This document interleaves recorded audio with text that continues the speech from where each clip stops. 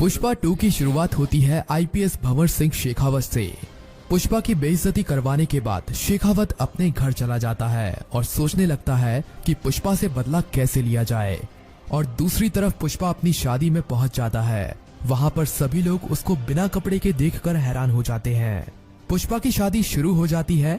जैसे ही पुष्पा और श्रीवल्ली फेरे लेने के लिए उठते हैं, तभी वहां पर पुष्पा का बड़ा भाई शादी रोकने के लिए आ जाता है। पुष्पा का भाई सभी के बीच में पुष्पा की बेइज्जती करने लगता है। पुष्पा उसे मारने के लिए जाता है, तभी पुष्पा की माँ उसे रोक लेती है। पर पुष्पा का बड़ा भाई पुष्पा की माँ को बुरा भला कहने लगता है। तब पुष्पा उसे मारने के लिए जाता है। पुष्पा अपने भाई को खूब मारता है और अपने भाई से वो चेन भी छीन लेता है जो उसने उससे बचपन में छीनी थी। थोड़ी देर में वहाँ पर पुष्पा की भतीजी आकर उसे रोक देती है। पुष्पा का बड़ा भाई अधमरा हो जाता है। अब सभी लोग पुष्पा के भाई को हॉस्पिटल ले जाते हैं और यहाँ पर पुष्पा की शादी दोबारा से शुरू हो जाती है और अब शादी पूरी भी हो जाती है। अगले दिन हमें दिखाया जाता है कि शेखावत अपने घर में बैठा है और सोच रहा है कि पुष्पा से अपनी बेइज्जती का बदला कैसे लिया जाए। दूसरी तरफ हमें जोली रेड्डी को दिखाया जाता है कि धीरे धीरे करके वो भी ठीक हो रहा है। और दूसरी तरफ मंगल सीनू का गला उसकी पत्नी ने काट दिया था। वो भी बेड पर पड़ा है और उसकी पत्नी और वो भी सोच रहे हैं कि मंगल सीनू के साले की मौत का बदला पुष्पा से कैसे लिया जाए। शेखावत पुष्पा के सभी दुश्मनों को इकट्ठा करने के लिए पुष्पा का बैकग्राउंड जानने लगता है। शेखावत को पता चल जाता है कि पुष्पा के कई दुश्मन हैं। शेखावत जानता था कि पुष्पा अब काफी बड़ा आदमी बन चुका है। वो अब अकेला पुष्पा का कुछ नहीं बिगाड़ सकता, क्योंकि पुष्पा के सर पर अब एमएलए का हाथ है। इसीलिए शेखावत पुष्पा के सभी दुश्मनों को इकट्ठा करने में लग जाता है। एक एक करके शेखावत मंगल सीनू और जोली रेड्डी को अपने साथ मिला लेता है। मंगल सीनू और जोली रेड्डी भी अब बिल्कुल ठीक हो चुके हैं। दूसरी तरफ एमएलए के साथ मिलकर पुष्पा अपना साम्राज्य दूर दूर तक फैलाने लगता है।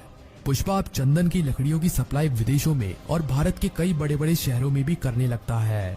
अब चंदन की लकड़ियों की सप्लाई भारत में बेंगलुरु, मुंबई, कोलकाता जैसे कई बड़े बड़े शहरों में होने लगी है और चंदन की सप्लाई जापान और श्रीलंका में भी होने लगी है। पुष्पा का बिजनेस फैलाने में जोली रेड्डी के बड़े भाई जक्का रेड्डी का काफी बड़ा हाथ है। जक्का रेड्डी अभी तक पुष्पा के साथ इसीलिए है क्योंकि पुष्पा ने उसकी जान बचाई थी, पर आने वाले समय में जक्का रेड्डी भी पुष्पा से बदला लेगा, क्योंकि पुष्पा ने ही उसके भाई जोली रेड्डी को मारा था और जोली रेड्डी को अधमरा कर दिया था। अब शेखावत, मंगल सीनू और जोली रेड्डी पुष्पा को मारने का प्लान बनाने के लिए एक मीटिंग रखते हैं। अगले दिन मंगल सीनू और जोली रेड्डी उस मीटिंग में पहुंच जाते हैं। शेखावत इन्हें कहता है कि हमें सिर्फ पुष्पा को मारना नहीं है, पहले पुष्पा को तड़पाना है और एक एक करके उसके सभी चाहने वाले उससे छीनने हैं। तब हमें आखिरी में जाकर पुष्पा को मारना है। शेखावत की इस बात से मंगल सीनू और जोली रेड्डी सहमत होते हैं। तभी मंगल सीनू कहता है कि पुष्पा बहुत चालाक और ताकतवर आदमी है और अब तो उसके सर पर एमएलए का हाथ भी है, इसीलिए पुष्पा तक पहुंच पाना काफी ज्यादा मुश्किल हो गया है। पर शेखावत कहता है कि अगर तुम दोनों मेरा साथ दो तो हम तीनों मिलकर पुष्पा को कुत्ते की मौत मारेंगे, पर हमें पुष्पा को मारने के लिए एक जबरदस्त प्लान तैयार करना पड़ेगा। शेखावत कहता है कि प्लान सोचने के बाद मैं तुम्हें फोन करूंगा और हम इसके बाद एक मीटिंग और करेंगे जिसमें हम पुष्पा को मारने के लिए हमारे प्लान के ऊपर बातचीत करेंगे। और यहीं पर मीटिंग खत्म हो जाती है। अब हमें पुष्पा और श्रीवल्ली को दिखाया जाता है। पुष्पा अपने ही घर पर सिंडिकेट की मीटिंग कर रहा होता है। तभी श्रीवल्ली काफी खुश थी और पुष्पा के पास आती है और पुष्पा के गले लग जाती है और पुष्पा को बताती है कि वो माँ बनने वाली है। पुष्पा ये सुनकर काफी खुश होता है। पुष्पा एक काफी बड़ी पार्टी का ऐलान कर देता है। सभी लोग उस पार्टी की तैयारियों में लग जाते हैं, क्योंकि इस पार्टी में काफी बड़े बड़े लोग आने वाले थे। कई मंत्री, एमएलए और दिल्ली, बेंगलुरु, मुंबई से कई बड़े बड़े लोग पुष्पा की इस पार्टी में आने वाले थे। और इसी पार्टी में चेन्नई से मुर्गन भी आने वाला था और मुर्गन पुष्पा को एक काफी बड़ा ऑर्डर भी देने वाला था। शेखावत को ये बात पता चल जाती है कि पुष्पा अपने घर में काफी बड़ी पार्टी करने वाला है। शेखावत प्लान बनाता है कि वो इस पार्टी में पुष्पा के ऊपर हमला करेगा और उसे मारेगा। इस प्लान को बताने के लिए शेखावत मंगल सीनू और जोली रेड्डी को फोन करता है। शेखावत इन दोनों को अपना प्लान बताता है। मंगल सीनू कहता है कि पार्टी में काफी बड़े बड़े लोग आने वाले हैं, इसीलिए पार्टी में काफी ज्यादा सिक्योरिटी होगी, बिना कार्ड के अंदर घुसना नामुमकिन होगा।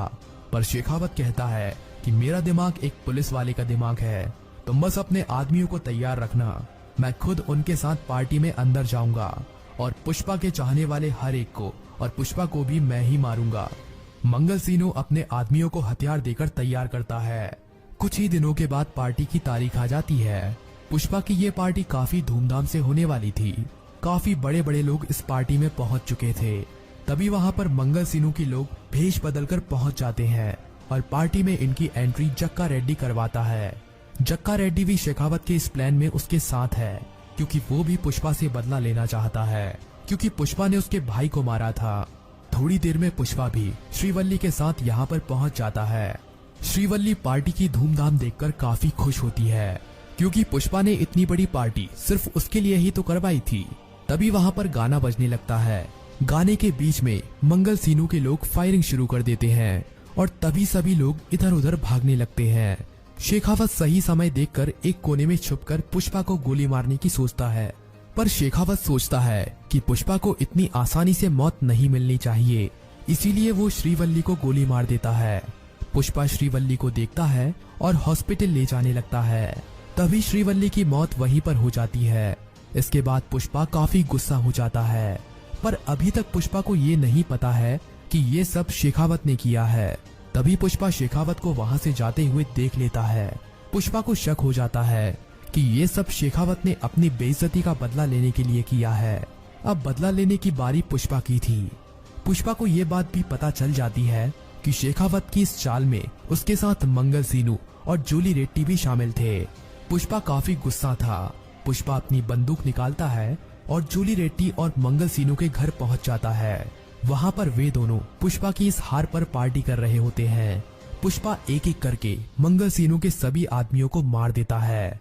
पुष्पा अब अंदर जाता है तो उसे वहां पर मंगल सीनू और जूली रेड्डी के साथ जक्का रेड्डी भी मिलता है। जक्का रेड्डी पुष्पा की इस हार पर जश्न मनाने के लिए यहाँ पर आया था। पुष्पा जक्का रेड्डी को यहाँ पर देखकर हैरान होता है और जक्का रेड्डी से पूछता है कि तुम भी इनके साथ मिले हुए हो। जक्का रेड्डी कहता है कि तुमने मेरे भाई को मारा था, वो बात मैं कैसे भूल सकता हूँ। मैं तुम्हारे साथ इसीलिए था ताकि मैं अपनी भाई की मौत का बदला ले सकूं। तुम्हारी पत्नी को मारकर मैंने अपने भाई की मौत का बदला ले लिया है। अब तुम मुझे मार भी दो तो मुझे कोई डर नहीं। यहाँ पर अब पुष्पा इन तीनों को मार देता है। शेखावत अब पुष्पा के खिलाफ इन तीनों के मर्डर का केस बनाकर पुष्पा को जेल में डाल देता है। इस केस में एमएलए भी पुष्पा की कोई मदद नहीं कर पाता। जेल में शेखावत पुष्पा को खूब टॉर्चर करता है और उससे अपनी हर एक बेइज्जती का बदला लेता है। लेकिन अगले कुछ ही दिनों में पुष्पा जेल से भागने में कामयाब हो जाता है। अब शेखावत ही पुष्पा का एक दुश्मन बचा हुआ था। अब पुष्पा शेखावत को मारने के लिए प्लान बनाता है। शेखावत पुष्पा के सभी आदमियों को और एमएलए को भी अपनी तरफ कर लेता है। पुष्पा के हाथ से धीरे धीरे करके सिंडिकेट की सारी शक्तियां शेखावत छीन रहा था, पर पुष्पा को अब सिंडिकेट से कोई मतलब नहीं था। उसको तो बस अब श्रीवल्ली की मौत का बदला लेना था। शेखावत अपनी पूरी पुलिस फोर्स को पुष्पा को ढूंढने में लगा देता है, पर पुष्पा उसे कहीं नहीं मिलता। पुष्पा जंगलों में छुपकर शेखावत को मारने के लिए प्लान बना रहा था। दूसरी तरफ शेखावत ने भी अपनी सिक्योरिटी काफी ज्यादा बढ़ा दी थी। शेखावत जानता था कि पुष्पा कभी भी हमला कर सकता है। कुछ ही दिनों के बाद एमएलए एक पार्टी रखता है। उस पार्टी में एमएलए शेखावत को भी बुलाता है। पुष्पा को ये खबर मिल जाती है कि एमएलए ने अपने घर एक पार्टी रखी है और इस पार्टी में शेखावत भी आने वाला है। पुष्पा इसी पार्टी में शेखावत को मारने का प्लान बनाता है। अब पार्टी की वो तारीख भी आ जाती है। पार्टी में काफी बड़े बड़े लोग आए हुए थे। शेखावत भी वहीं पर पहुंचा हुआ था। पुष्पा एक हलवाई का भेष ओढ़कर पार्टी में पहुंचा हुआ था। पार्टी में शेखावत भी काफी डरा हुआ था। उसे लग रहा था कि पुष्पा यहीं कहीं है और कभी भी हमला कर सकता है। पुष्पा सही मौका देखकर शेखावत पर बंदूक तान देता है। पुष्पा पहले एमएलए को मारता है, फिर वहां पर शेखावत के लोग पुष्पा पर फायरिंग कर देते हैं। इन सबके बीच में पुष्पा को भी गोली लग जाती है, पर आखिरी में पुष्पा शेखावत को मार देता है और मूवी यहीं पर खत्म हो जाती है।